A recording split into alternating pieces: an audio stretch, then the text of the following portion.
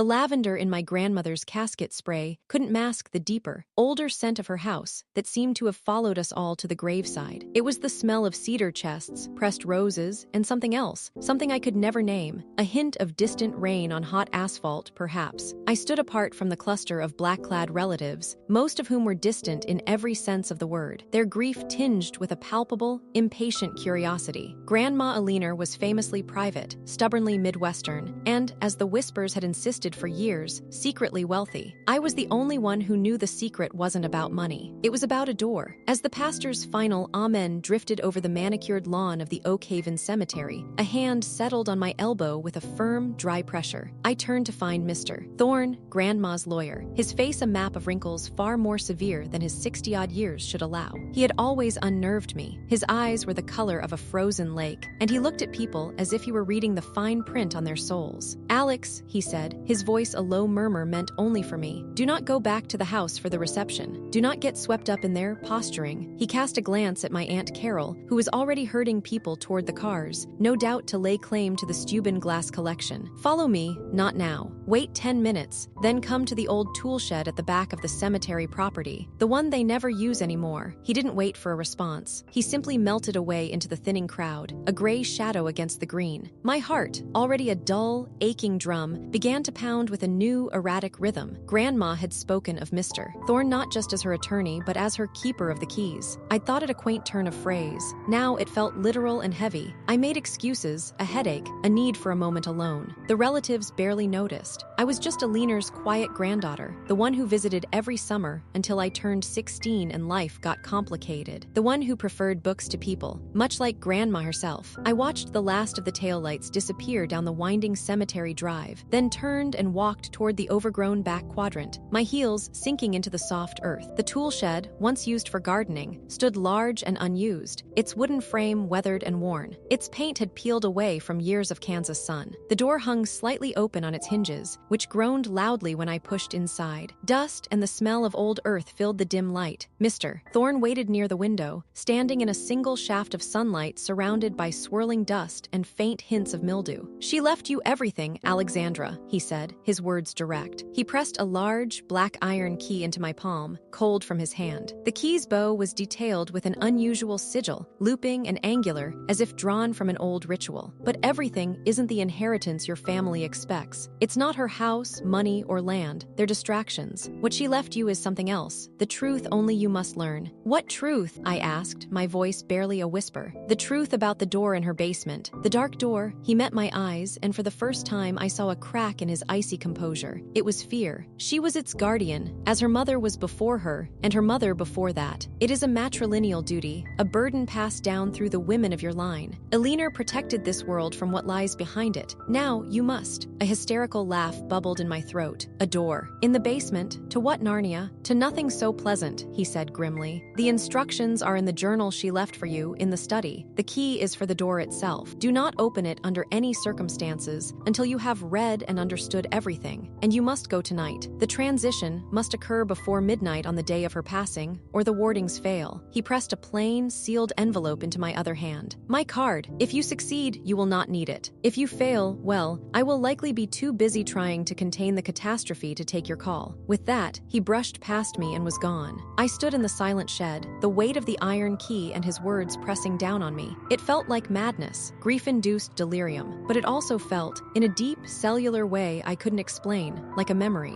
The scent of distant rain on hot asphalt suddenly seemed to emanate from the key itself. The old Victorian house on Maple Street felt different that night. Empty, yes, but not still. It was watchful. The familiar shadows in the hallway seemed to hold their breath. I had avoided the post-funeral gathering, claiming my grief was too profound. They left me alone, figuring they'd deal with me and the will tomorrow. I went straight to the study, the room that had always been the heart of the house. Grandma's journal wasn't hidden. It lay centered on her massive oak desk, a thick, leather-bound volume with a tree embossed on its cover. I sank into her worn leather chair, the one that still held the ghost of her rosewater scent, and opened it. The first page was in her elegant, looping script. "My dearest Alex, if you are reading this, I have stepped through my own final door, and you are left with hours. Forgive me for the secrecy. Some truths are not told, they are lived. The key you hold is to a threshold. Our world and another are like pages in a book, pressed tightly together. In most places, they they are separate. But here, in this house, built on a certain convergence, they touch. The door is that touch. It is a seal. I read for hours, the summer night deepening outside. The journal was part history, part manual, part terrifying confession. It spoke of a fissure, a weak spot in the fabric of reality that my ancestors, women with a peculiar sensitivity to the quiet places, had discovered generations ago. They hadn't created the door. They had found it, a pulsating, dark void in the earth where their root cellar should be. And they had built a door to contain it, layering it with symbols, prayers, and intentions stronger than iron. But the void wasn't empty. It was a corridor, and things on the other side knew of the fissure. They were drawn to the light and warmth and sound of our world, like moths to a flame. They were not monsters from storybooks. They were older, stranger, entities of silence and static, of negative space. They eroded reality where they walked. The Guardian's job was not to fight them, but to maintain the door, to reinforce the psychic and physical barriers, and to gently, constantly, push back the pressure from the other side. It was a lifelong vigil of quiet concentration and immense, lonely willpower. The journal's final entry was from a week ago. The pressure has been growing, whispers in the static of the radio, shadows that have too many angles.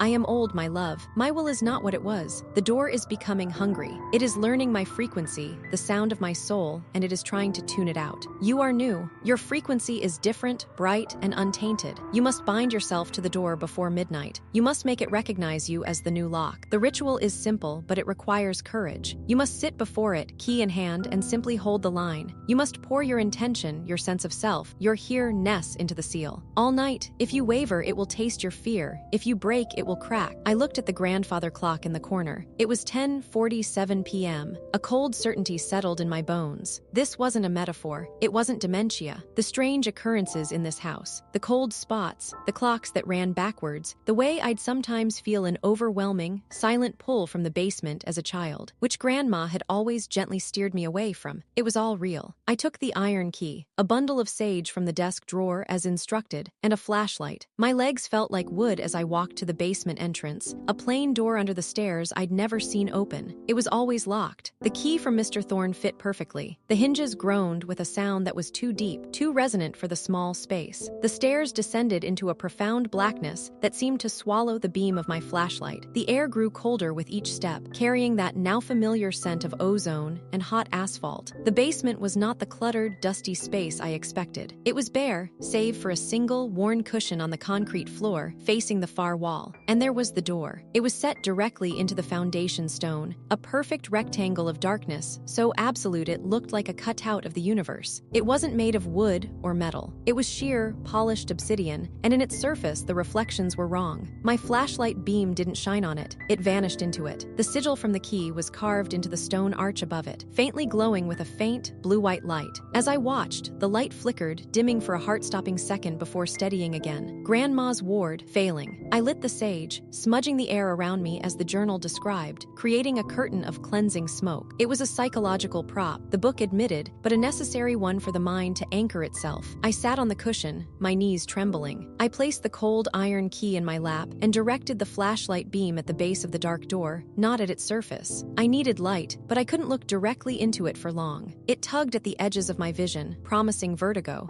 Then, I began the work. It was meditation and defiance rolled into one. I focused on the sigil above the door, on the feel of the key in my hand, on the memory of Grandma's steady, calm eyes. I imagined roots growing from me, through the concrete, deep into the Kansas earth, anchoring me. I imagined a wall, not of brick, but of sound, the sound of my own heartbeat, my breath, the remembered rustle of Grandma's garden in the wind, pushing gently against the door. For the first hour, nothing happened, just cold and silence and the ache of concentration. Then the door began to breathe, not literally, but the quality of the darkness shifted, pulsing almost imperceptibly. A low hum vibrated up through the concrete into my bones, a sound at the very edge of hearing that felt like static and sighing. Pressure built in my temples. Shadows in the room, outside my small circle of light, began to move without a source. They didn't take shape. They simply flowed like oil, testing the boundaries of the sage-scented air. A whisper brushed against my mind, not in words but in concepts. Alone, cold, let us in. We are so quiet. It was a psychic lure, a promise of an end to the immense, lonely responsibility. It was seductive in its emptiness. No, I said aloud, my voice shockingly loud in the silent chamber. I I focused on the key, on its physical, unyielding reality. I thought of my life, of college, of the boyfriend who'd left, of my dreams of being a writer, all of it suddenly so fragile and precious. This was what I was protecting. Not just the world, but my world. It's a messy, beautiful, noisy reality. The door seemed to recoil, then push back harder. The temperature plummeted. My breath fogged in the air. The static hum grew louder, resolving into a chorus of faint, distorted echoes, snippets of forgotten conversations. A strain of Grandma's favorite hymn played backwards, the cry of a long-dead pet. It was trying to disorient me, to find a crack in my history to wedge itself into. Something slithered against the edge of the light. Not a thing with form, but a suggestion of movement, a presence that hurt my eyes to try and perceive. It exuded a profound loneliness that was its most dangerous weapon. It made my own vigil feel pointless,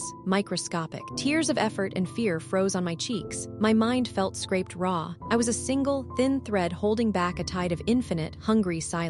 I wanted nothing more than to drop the key, to run upstairs, to bury myself in blankets and mundane, human noise. But I saw Grandma's face, not as it was in the casket, but as it was in life, stern, loving, weary. She had done this for decades, alone. She had held the line so I could have a normal life for as long as possible. This was my inheritance, not china, not stock certificates, this gritty, terrifying purpose. I gripped the key until the metal bit into my palm. The pain was an anchor. "I am Alexandra Aliner Vance," I whispered into the creeping dark, my voice gaining strength. "I am of this earth, of this house, of this blood. This is my place. You are not welcome here." I poured everything I was, every memory, every hope, every mundane little love into that declaration. I visualized the sigil blazing brighter, its light stitching the edges of the dark door to our world, sealing the seam. A soundless shriek reverberated through the foundation. The flowing shadows recoiled. The pressure in the room lessened just a fraction. The dark door was still there, still terrifying, but the sense of immediate, impending breach faded. It was recognizing me. The lock was resetting to my frequency. The vigil continued, a brutal war of attrition fought in inches and seconds. But the crisis point had passed. The door was no longer testing a dying ward. It was encountering a new, raw, but resolute one. Me. When the first, pale hint of dawn began to filter through the high, grimy basement window, the change was palpable. The humming subsided to a barely there drone. The oppressive cold retreated. The dark door was just a door again, a terrible, silent mystery, but a contained one. For now, exhaustion hit me like a physical blow. Every muscle trembled. I was ice cold and drenched in a sweat of effort, but I had done it. I had held until sunrise. Stiffly, agonizingly, I rose from the cushion. My body screamed in protest. I picked up the iron key, which now felt warm, almost alive in my hand. It felt like mine. I took one last look at the door, a rectangle of perfect night in the growing morning light. It was my burden now, my secret, my truth. I climbed the stairs, locking the basement door behind me. The house felt different, not just empty but acquiescent. It knew its new guardian. In the kitchen, I filled the old kettle and put it on the stove. As I waited for it to boil, I looked out at Grandma's overgrown garden, glowing in the early sun. The world went on,